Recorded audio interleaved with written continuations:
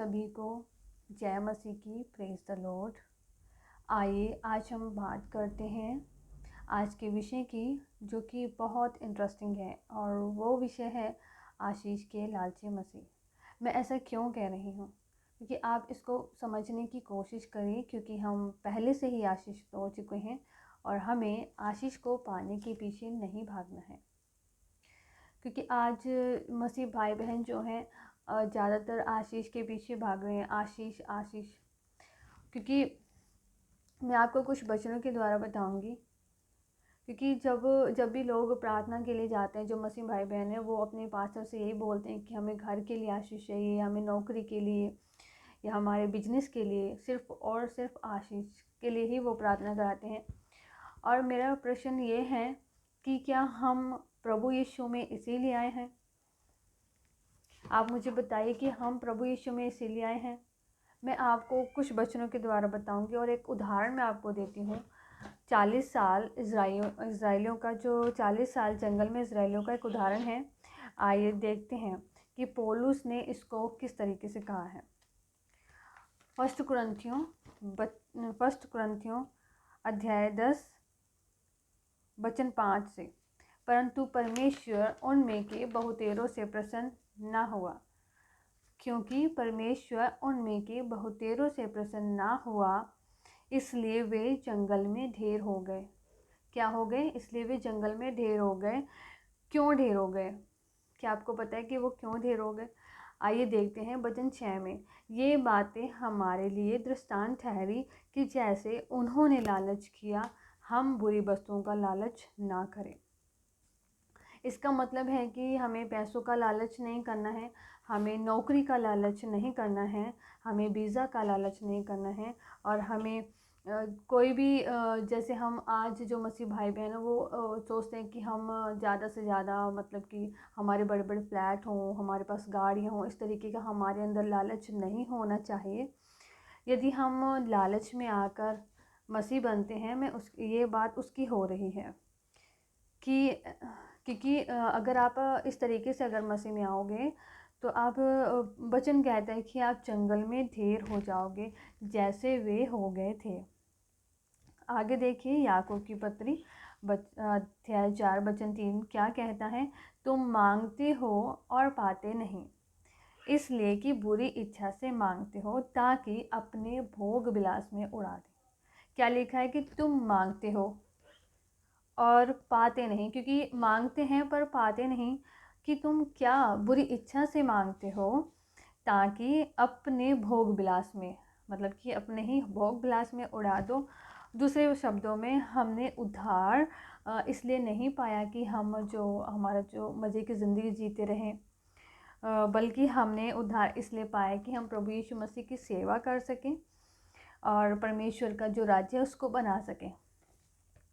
यदि आप लालची बनकर प्रभु यीशु में आए हैं, तो याकूब की पत्री अध्याय 4 वचन 3 ये कहता है कि 3 के अनुसार यदि तुम मांगते रहोगे, तो यह वचन कहता है कि आपको नहीं मिलेगा। क्या कहता है ये वचन? कि आपको ये नहीं मिलेगा, क्योंकि आप बुरी इच्छा से मांगते हो। क्योंकि हमारा जो मकसद है वो मज़े से ज़िंदगी जीना नहीं है, हमारा मकसद है परमेश्वर के राज्य को बनाना। आगे देखिए, और मुझे आगे देखिए, हमको आशीष क्यों चाहिए?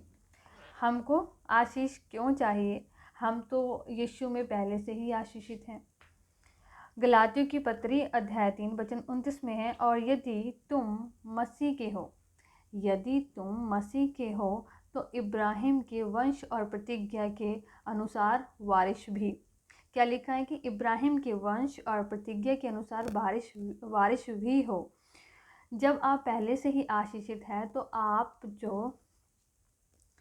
आप आशीष के पीछे क्यों भाग रहे हैं? देखो, इस वचन से स्पष्ट हो जाता है कि हम मसीह के हैं और इब्राहिम के अनुसार हम वंश और प्रतिज्ञा के अनुसार वारिस भी हैं, तो हम फिर क्यों आशीष के पीछे भागते हैं? मैं आपको एक और उदाहरण दूंगी, बिलाम का। गिनती की किताब अध्याय 23 वचन 8 में है। आप सभी जानते होंगे कि एक राजा बालाक था, और उसकी इच्छा थी कि बिलाम आए और वो इज़राइलियों को श्राप दे। उसकी इच्छा ये थी कि बिलाम आए और इज़राइलियों को श्राप दे। वचन 8 में हम पढ़ेंगे कि वचन 8 कहता है कि मैं उसको कैसे श्राप दूं, वह तो पहले से ही आशीषित के हकदार है। बिलाम की कहते हैं कि मैं उनको कैसे श्राप दूं, वह तो पहले से ही आशीष के हकदार हैं। तो सोचिए, अगर इज़राइली उस वक्त में, परमेश्वर उस वक्त में बाहर रहता था, बाहर से आता था, बात करता था, और उस समय में परमेश्वर उनको संभाल सकता है, उनको आशीष दे सकता है, तो आज तो हम प्रभु यीशु मसीह के परमेश्वर आज हमारे और आपके अंदर रहता है। तो फिर सोचिए, हम तो उसकी कलीसिया हैं, तो सोचिए हम कितने आशीषित हैं। हम तो परमेश्वर की, जो प्रभु यीशु मसीह की कलीसिया हैं, हम नई बाचा के लोग हैं, हम प्रभु यीशु मसीह की दुल्हन हैं, हम अम्बेसडर, राजपदधारी, याजकों का समाज हैं हम। तो फिर हमें क्या हमें चाहिए कि हम अभी आशीष के पीछे भागते रहें? क्योंकि हम तो पहले से ही आशीषित हो चुके हैं, तो फिर अब क्यों हम आशीष के पीछे भाग रहे हैं? मैं अब अंत में दो वचन आपके सामने रखूँगी। मत्ती की किताब अध्याय 6 वचन 25, जो कि कहता है, इसलिए मैं तुमसे कहता हूँ कि अपने प्राण के लिए चिंता ना करना। क्या लिखा है कि मैं इसलिए तुमसे कहता हूँ कि अपने प्राण की चिंता ना करना कि हम क्या खाएंगे और क्या पिएंगे, और न अपने शरीर के लिए कि क्या पहनेंगे। क्या प्राण भोजन से और शरीर वस्त्र से बढ़कर नहीं?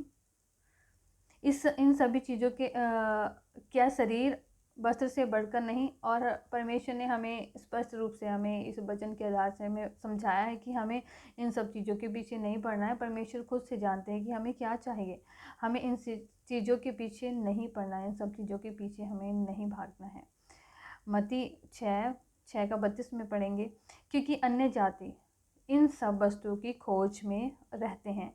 क्योंकि जब हम अन्य जाति थे तो इन सब वस्तुओं की खोज में लगे रहते थे। क्योंकि जब हम अन्य जाति थे तो इन सब वस्तुओं की हम खोज में लगे रहते थे। अब आप मसीह में हैं तो हमें इन वस्तुओं की खोज नहीं करनी चाहिए। क्योंकि अब हम मसीह में आ गए हैं तो हमें इन सब वस्तुओं की खोज नहीं करनी चाहिए। क्योंकि परमेश्वर ने हमें बहुत सारे वचन के आधार पर हमें बताया कि हमें चिंता नहीं करनी है। क्योंकि हमारा जो स्वर्गीय पिता है, क्योंकि तुम्हारा स्वर्गीय पिता जानता है कि तुम्हें ये सब वस्तुएं चाहिए, और इसी के लिए हमें आशीष के लालची नहीं बनना, और इसी के लिए हमें आशीष के लिए लालची नहीं बनना है। क्योंकि हमारा जो स्वर्गीय पिता है वो जानता है कि हमें किन सब चीज़ों की ज़रूरत है। तो फिर हम क्यों आज भी आशीष के पीछे भाग रहे हैं? क्योंकि हमें सिर्फ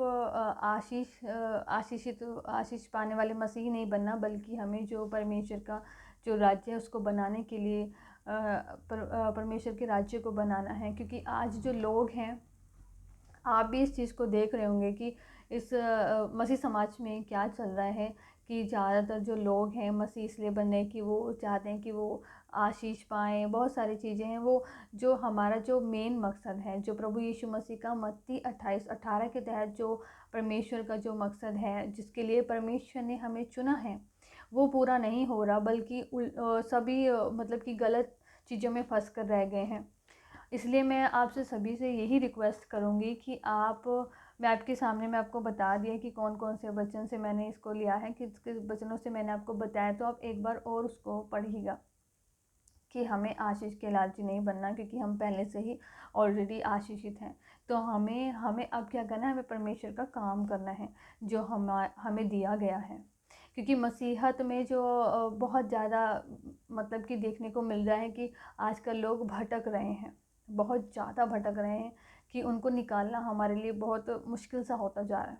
क्योंकि उनको समझाना, क्योंकि वो बाइबल नहीं पढ़ते, बाइबल का ज्ञान उनको नहीं है। जब तक उनको बाइबल का ज्ञान पूरी तरीके से नहीं होगा तो वो इस तरीके से भटकते रहेंगे। हाँ, और मैं आप सभी से कहना चाहती हूँ कि आप इस बात को समझें कि आशीष के पीछे नहीं भागना है, बल्कि परमेश्वर के राजदूत बनकर हमें परमेश्वर की सेवा करनी है। और अब अब अब हम मिलते हैं अगली वीडियो के साथ में, और फिर से मुलाकात होगी। तब तक के लिए सभी को जय मसीह की।